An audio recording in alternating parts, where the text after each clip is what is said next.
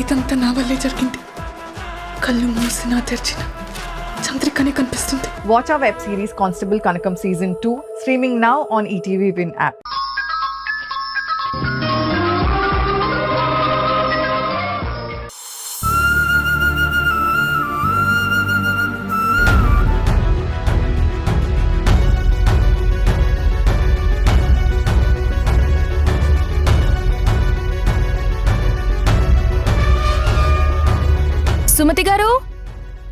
సుమతి గారు, మీరా?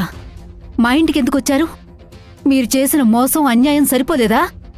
ఇంకా ఏం చేయాలనుకుంటున్నారు? వెళ్ళిపోండి. ప్లీజ్ సుమతి గారు, మమ్మల్ని అపార్థం చేసుకోకండి. మోహన్ గారు సూసైడ్ చేసుకున్నందుకు మీరెంత బాధపడుతున్నారో మేము అంతకంటే ఎక్కువ బాధపడుతున్నాం. ఎందుకో తెలుసా, మమ్మల్ని నమ్ముకున్న మనిషి అన్యాయంగా ప్రాణాలు కోల్పోయాడే అని. ఒక రకంగా మోహన్ గారి మరణానికి మేము కారణమే, కాదనడం లేదు. నేనిప్పుడు ఇక్కడికి వచ్చింది మీ భర్త చావుకి మాకు ఎలాంటి సంబంధం లేదు అని చెప్పడానికి కాదు. మరెందుకొచ్చారు? ఒక విషయం మీకు గుర్తు చేయాలని వచ్చాను. ఎన్ని కష్టాలొచ్చినా ధైర్యంగా ఎదుర్కొనే మనిషి మోహన్ గారు. అలాంటి ఆయన సూసైడ్ చేసుకున్నారంటే మీరెలా నమ్ముతున్నారు? అంటే ఏంటి మీరనేది? నా భర్తను ఎవరో చంపారనా? అలా ఎందుకు జరిగి ఉండకూడదు? ఒక్కసారి ఆలోచించండి. నిజాలు తేల్చడానికి మీతో కొన్ని విషయాలు మాట్లాడడానికే వచ్చాను. నాతో ఏం మాట్లాడతారు? ప్రాజెక్టులో జరిగిన ఫ్రాడ్కి నా భర్తకి ఎలాంటి సంబంధం లేదు. మా ఆయన్ని మోసం చేసి అన్యాయంగా ఈ కేసులో ఇరికించారు. అది నిరూపించడానికి మా దగ్గర ఎలాంటి సాక్ష్యాలు లేవు. మీరు పెద్ద మనసు చేసుకుని కోర్టుకొచ్చి నా భర్తకి అనుకూలంగా సాక్ష్యం చెప్తే యష్ నిర్దోషిగా బయటకొస్తాడు. అప్పుడు మోహన్ గారి మరణం ఎలా జరిగింది అనేది మనం తెలుసుకోవచ్చు.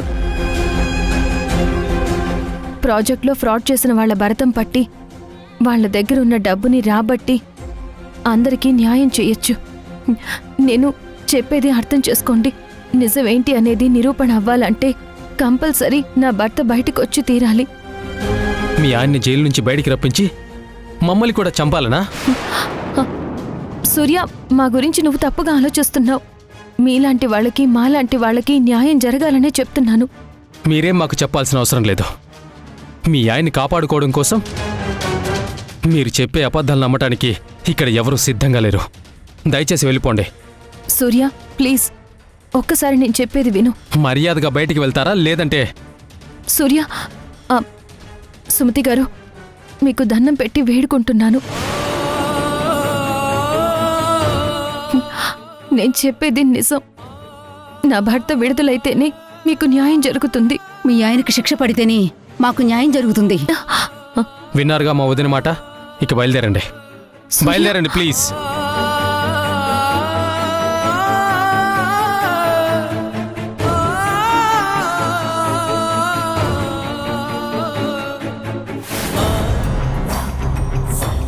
అరెపులే దేవా, సింధు బాధగా బయటకు వచ్చి వెళ్ళిపోతుందంటే పాపం లోపల వర్కౌట్ అయినట్లేదురా. సింధమ్మకి వర్కౌట్ కాలేదంటే మనకి వర్కౌట్ కాదు దేవా. వెళ్ళిపోదాం పదండి. అరే, సింధుది సిన్సియర్ రిక్వెస్ట్ రా, అందుకే వర్కౌట్ అవ్వలేదు. మనదే కన్నింగ్ రిక్వెస్ట్ వర్కౌట్ అవుద్ది. ఎందుకంటే మంచి వాళ్ళకంటే చెడ్డ వాళ్ళని ఈ మనుషులు ఎక్కువగా నమ్ముతారు. రా, పూలదండ, ఫ్రూట్స్, క్యాషు తెచ్చావు కదా? అన్నీ ఉన్నాయి దేవా. మరి వచ్చిన పని స్టార్ట్ చేద్దారి.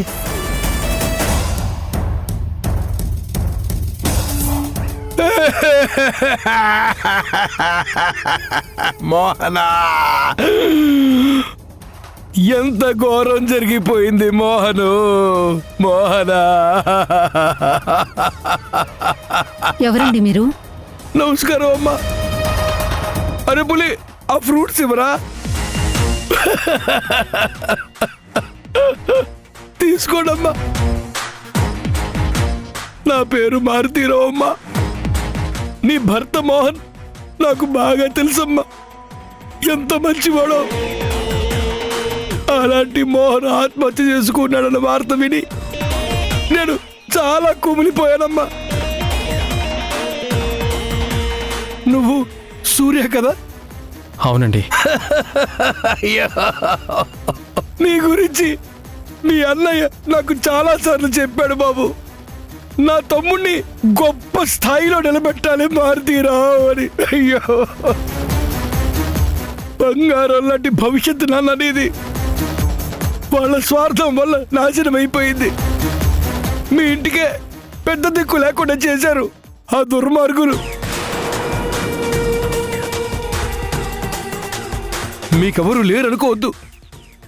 మీకు నేనున్నాను. మీ కుటుంబానికి అండగా ఉంటాను. బులే, దేవా, డబ్బు ఇవ్వరా. ఇదిగోండి. తీసుకో బాబు. వద్దండి. అయినా మీరు మాకు డబ్బులు ఎందుకు ఇస్తున్నారు? అది నా బాధ్యత బాబు. ఆ యశు వాడి పెళ్ళం సింధు చేసిన ద్రోహానికి నేను నా కొడుకును కోల్పోయి వాళ్ళ వల్ల చెయ్యని తప్పుకి శిక్ష అనుభవించాను. బయటికి వచ్చిన తర్వాత కూడా వాళ్ళు నా రెప్యుటేషన్తో ఆడుకుంటున్నారు. సర్లే, నా తలరా తింటే వాళ్ళ పాపానికి వాళ్లే పోతారు అని వదిలేద్దాం అనుకున్నాను. కానీ ఆ యశు సింధుల వల్ల మీ కుటుంబం బలి అవ్వడం తట్టుకోలేకపోతున్నాను. ఇది వాళ్ళకి కొత్త ఏం కాదు. ఇలా చాలా మంది జీవితాలు నాశనం చేసే వాళ్ళు ఈ స్థాయికి వచ్చారు. కానీ కాలం ఎప్పుడు ఒకేలా ఉండదు కదా. వాళ్ళ పాపం పండిద్ది కాబట్టే నేను మీ ఇంటికి రావాల్సి వచ్చింది. మీ శత్రువే నా శత్రువు. శత్రువుకి శత్రువు మిత్రుడు అంటారు కదా, అందుకే నేను వచ్చాను. వాళ్ళని ఊరికే వదిలేయకూడదు. మీరు నాతో చేతులు కలిపితే వాళ్ళ మీద పగ తీర్చుకుందాం. ఈ పగలు కక్షలు మా వల్ల కాదండి. కోర్టులో కేసు నడుస్తుంది కదా, మాకు న్యాయం జరుగుతుందని నమ్మకం ఉంది. మా కుటుంబానికి అండగా ఉంటానని చెప్పారు. అది చాలు. ఇప్పటికే సూర్య కబడ్డీ ప్రాక్టీస్ పక్కన పెట్టి వాళ్ళన్నయ్య చావుకి కారణమైన వాళ్ళని ప్రతీకారం తీర్చుకోవాలనుకుంటున్నాడు. ముందు సూర్య ఒక మంచి దారిలో పడాలి. నా భర్త కోరిక నెరవేరాలి. అంతేనమ్మా. సూర్య నీ భర్త కోరికను తప్పకుండా నెరవేర్చాలంటే మీకు ఆర్థిక సహాయం చాలా అవసరం. ఈ డబ్బు మీ మీద జాలితో ఇవ్వడం లేదు. సూర్య కాలేజ్ ఫీజుకి అలాంటి అవసరాలకి ఉపయోగపడుతుందని ఇస్తున్నాను. ఇలా తీసుకోవడం మీకు ఇబ్బందిగా అనిపిస్తే అప్పుగానే తీసుకోండి. మీకు సర్దుబాటు అయినప్పుడే ఇవ్వండి. తీసుకో.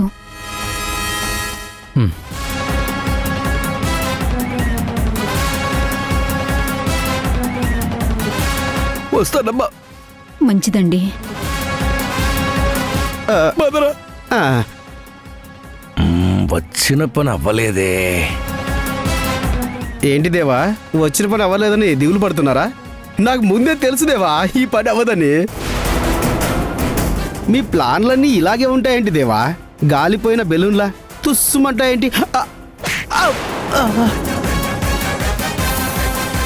అరేపలే, నా ప్లాన్లు కొన్నిసార్లు ఫెయిల్ అవ్వచ్చేమో కానీ ఒక మనిషి మీద నా అంచనా మాత్రం ఎప్పుడూ ఫెయిల్ అవ్వలేదురా. పదండి. ఒక్క నిమిషం.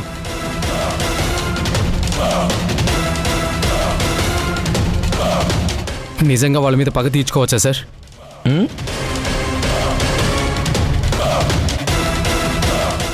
ఖచ్చితంగా తీర్చుకోవచ్చు. కోర్టులో న్యాయం జరుగుతుందని నాకు నమ్మకం లేదు సార్. నాకు లేదు సూర్య. అందుకే ఒక స్కెచ్ చేశాను. నువ్వు నాకు తోడుగా ఉంటే మనిద్దరం కలిసి వాళ్ళ మీద పగ తీర్చుకుందాం. అలాగే సార్, నేను మీకు తోడుంటాను. మీరు చెప్పిందే చేస్తాను. ఏంటా స్కెచ్?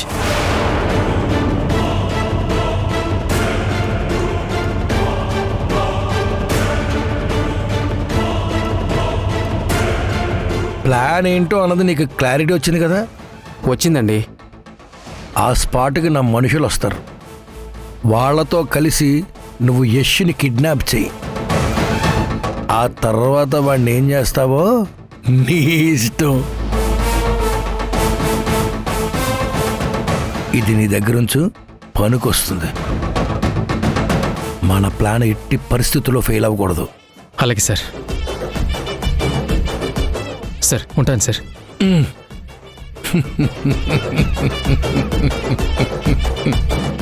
ఎరా చెప్పానా నా అంతనా ఎప్పుడు ఫెయిల్ అవ్వదు అని?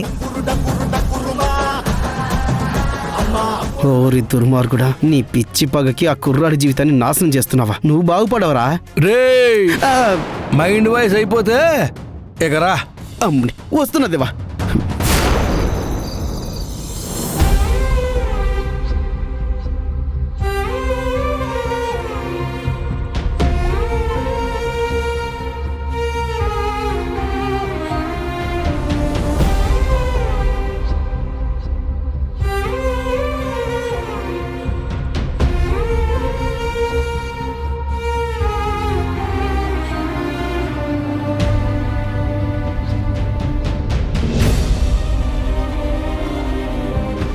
చూసావా చంద్ర, యష్ని ఎలా కాపాడుకోవాలో అని సింధు ఎంత బాధపడుతుందో చూడు.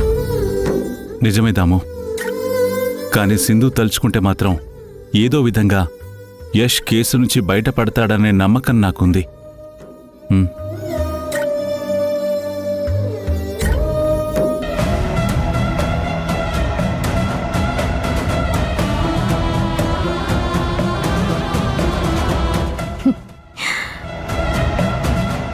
పిచ్చి సింధు, యష్ని ఈ కేసుల నుంచి ఎలా బయటికి తీసుకురావాలా అని ఆలోచిస్తున్నావా?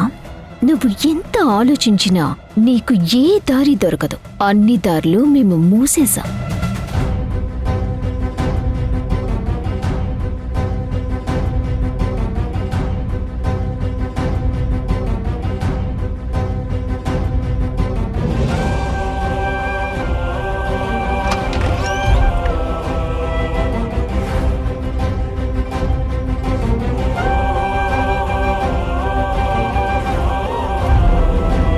నా భర్తని నిర్దోషిగా ఈ కేసు నుంచి బయటికి తీసుకురావడానికి ఇంకా ఒకే ఒక్క దారి మిగిలింది.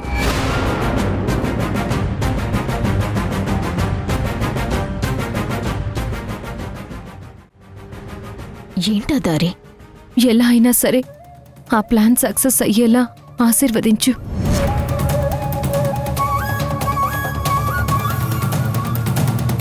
అమ్మా సింధు, ఎవిడెన్సులు ఏవీ దొరకలేదని నువ్వే అన్నావు. ఎవిడెన్సులు లేకుండా యష్ని కాపాడటానికి మరి ఇంకేం దారుందమ్మా? ఒకే ఒక్క దారుందత్తయ్యా. అది వాడుకుని మీ అబ్బాయిని బయటికి తీసుకొస్తాను. నేను చెప్పాను కద్దాము, సింధు తలుచుకుంటే ఏదో ఒక విధంగా యష్ని బయటికి తీసుకొస్తుంది అని. కాకపోతే నేను చెప్పే ప్లాన్ని యష్ ఒప్పుకుంటాడో లేదో తెలీదు. నువ్వేం చెప్పినా యష్ ఒప్పుకొనే తీరుతాడమ్మా, నువ్వేం టెన్షన్ పడకు.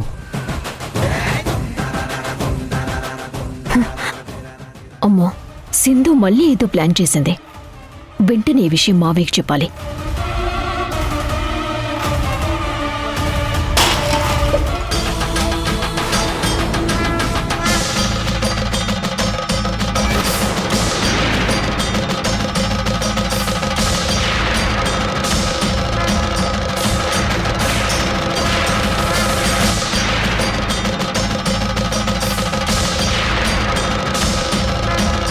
మన మాటలు అది వినేసినట్టుందమ్మా. ఇప్పుడెలా సింధు?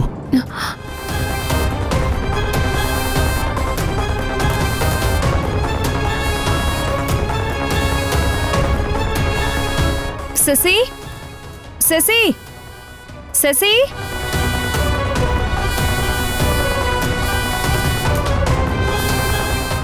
ఏంటమ్మా? నువ్వేం చేయాలంటే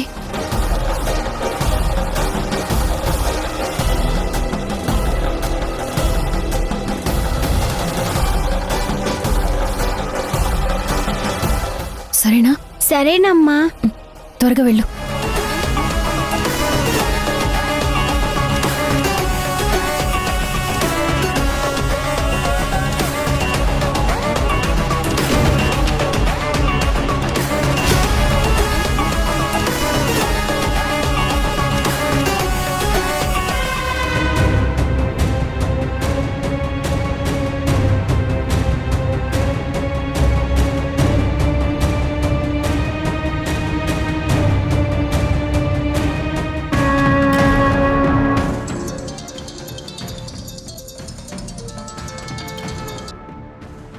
హలో, ఏటి మధు ఈ టైంలో ఫోన్ చేసావు?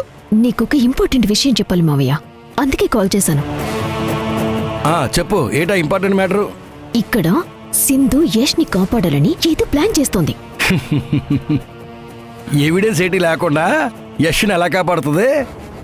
ఇంపాసిబుల్. నువ్వేం టెన్షన్ పడకో. బా అది కాదు మావయ్య, ముందు నేను చెప్పేది విను. ఏ ఎవిడెన్స్ లేకపోయినా యష్ని కాపాడటానికి ఏదో ఒక దారి ఉందంట. అదేంటో నాకు అర్థం కావడం లేదు. తిమ్మిని బమ్మిని చేసైనా సరే సింధు మండల్ని ఇరికించి తన భర్తని నిర్దోషిగా బయటికి తీసుకొస్తుందేమో అని భయంగా ఉంది మావయ్య. మధు, నిజంగా నీ శత్రు సింధు కాదు, నీ భయమే. అనవసరంగా భయపడకు, అంతా మనం అనుకున్నట్టే జరుగుతుంది. సరే మావయ్య. అవును మావయ్య, యష్ని కోర్టుకి రాకముందే దారి మధ్యలో ఏదో చేయబోతున్నానని చెప్పావు కదా, ఆ ప్లాన్ ఓకేనా మావయ్య?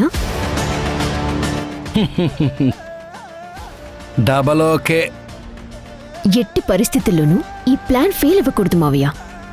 ఒకవేళ పొరపాటున అయ్యిందా మనల్ని టార్గెట్ చేస్తుందా సింధు? కంగారు పడకు మధు, ఈసారి ప్లాన్ ఫెయిల్ అవ్వదు. యశ్ అసలు కోర్టు దాకా రాడు, నన్ను నమ్ము. ఓకే అయితే ఇంకా యష్ని ఎవ్వరూ కాపాడలేరు. ఉంటాను మావయ్య. పిచ్చి పిల్ల. సింధు,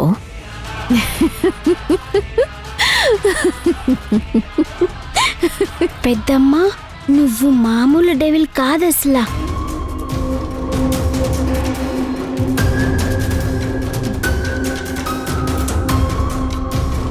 అమ్మా, నువ్వు చెప్పినట్టే ఆ డెవిల్ వాళ్ళ మావయ్యతో ఫోన్లో మాట్లాడింది. ఏం మాట్లాడింది శశి? ఇక్కడ నాన్నని కాపాడటానికి నువ్వేదో ప్లాన్ చేస్తున్నావని, తిమ్మిని బమ్మిని చేసైనా సరే నువ్వు వాళ్ళని ఇరికిస్తావని అంది.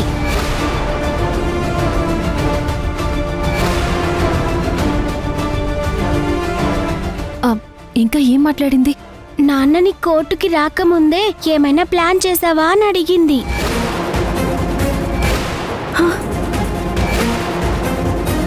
ఇక నాన్ననెవరూ కాపాడలేరంటూ పిచ్చిగా నవ్వి కాల్ కట్ చేసింది.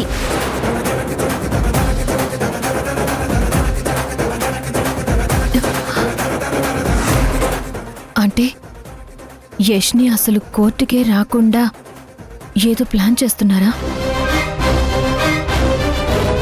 యష్ని వాళ్ళేదో చెయ్యాలని చూస్తున్నారు సింధు. ఇప్పుడు యష్ని కాపాడుకోవడం ఎలా అమ్మా? ఆ దుర్మార్గుడు మారుతీరావు ఎంతకైనా తెగిస్తాడు.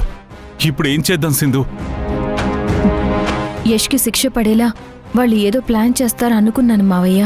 కానీ యష్ని కోర్టుకి రాకుండానే ప్లాన్ చేశారంటే మధ్యలో ఏదో జరగబోతోంది. అంటే యష్ని జైలు నుంచి కోర్టుకు తీసుకొచ్చేంత వరకు ప్రతి సెకండ్ మనం యష్ని జాగ్రత్తగా కాపాడుకోవాలి. లేదంటే వాళ్ళు ఏమైనా చేస్తారు. యష్ని కాపాడుకోవడం కోసం మనకున్న బ్రహ్మాస్త్రం ఒక్కటే. దానికి యష్ ఒప్పుకుంటే చాలు. అప్పుడు వాళ్ళ సంగతి నేను చూస్తాను. అత్తయ్య, మావయ్య, మనం ఏం చేయాలంటే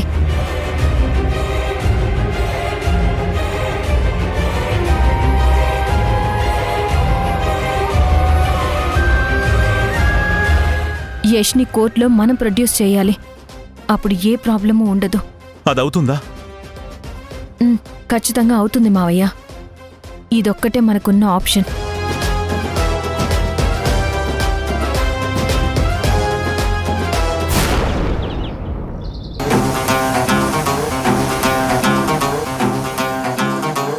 నేనంతా ప్లాన్ చేశాను, అదేంటన్నది చెప్తాను. మీరు దగ్గరుండి వర్క్ చేయాలి. ఓకే. అనుకున్నది అనుకున్నట్టు జరిగితే రేపటితో యష్ గారి చాప్టర్ ఫినిష్.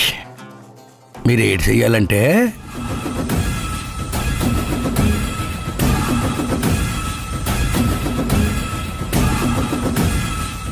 ఇది సూర్యగాడి ఫోన్ నంబర్. మీరు వాడికి కాల్ చేసి వాడిని పికప్ చేసుకుని మనం యష్ గాడికి స్కెచ్ వేసిన స్పాట్కి తీసుకెళ్తే అక్కడ మన వాళ్లతో పాటు రావాల్సిన వాళ్ళు వస్తారు. ఓ, ప్లాట్స్ కొన్న వాళ్ళు మాకు న్యాయం కావాలి అంటూ యష్ని తీసుకెళ్తున్న పోలీస్ వెహికల్కి అడ్డం పడతారు. అప్పుడు వీలు చూసుకొని తెలివిగా ఆ యష్గాడు కోర్టుకు వెళ్లకుండానే మన వాళ్ళతో కలిసి కిడ్నాప్ చేసి తీసుకొచ్చేయాలి. కిడ్నాప్ ఎందుకు మారుతీరావు? దండగా డైరెక్ట్గా అక్కడే స్పాట్లో ఆ యష్ని వేసేద్దాం. ఓ పని అయిపోతుంది కదా, మనకి ఇంక ఏ ప్రాబ్లం ఉండదు. ఏమంటావు? నా ప్లాన్లో మధ్యలో నీ ప్లాన్ తీసుకొచ్చి ఇరికించొద్దంటాను. యష్ని చంపడాలాంటి పిచ్చి పిచ్చి పనులు చెయ్యొద్దు. మీకు ముందే చెబుతున్నాను. యష్ని కిడ్నాప్ చేసి దాచిపెడితే కేసులో శిక్ష పడుతుని భయపడి ఎస్కేప్ అయ్యాడు అని కోర్టుని నమ్మించి వాడికి శిక్ష పడేలా చేస్తే ఏటవుద్ది? అప్పుడు మన జోలికి గాని మన దగ్గరున్న డబ్బు జోలికి గాని ఎవ్వరూ రానుగాక రారు. ఓ, సో దానికి నేనేసిన ప్లానే కరెక్ట్. అందులో ఏ మార్పు రాకూడదు. ఈ ప్లాన్ పక్కాగా సక్సెస్ అవ్వాలి. అర్థమైందా? అర్థమైందిలే. సరే, అలాగే కానీ నేను వెళ్ళొస్తాను.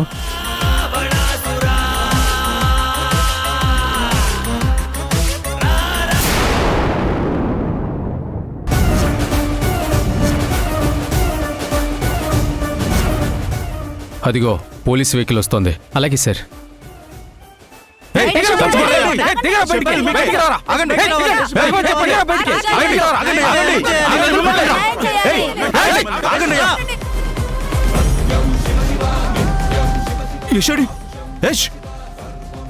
మిస్ అయిపోయాడు.